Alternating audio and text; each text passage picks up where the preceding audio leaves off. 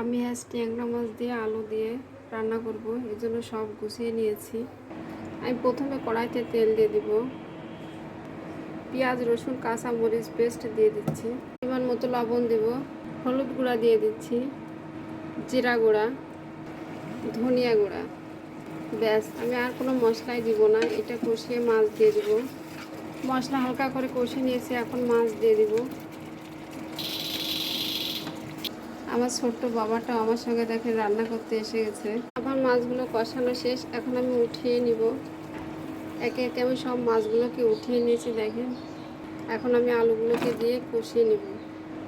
আলুগুলোকে কিছুক্ষণ কষিয়ে নিব। আলুগুলো আমার কষানো হয়ে গেছে, এখন আমি পানি দিয়ে দিব।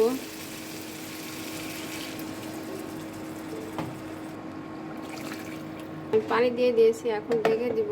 ঢেকে দিয়ে কিছুক্ষণ জাল দিব। আমার পানি অনেকটা কমে গেছিলো, এই জন্য আমি মাছ দিয়ে দিলাম। দিয়ে ট্যাংরা মাছ রান্না আমার একদম রেডি। এখন আমি জিরা ভাজি গুঁড়া দিয়ে দিচ্ছি। দেখেন কালারটা কত সুন্দর এসেছে।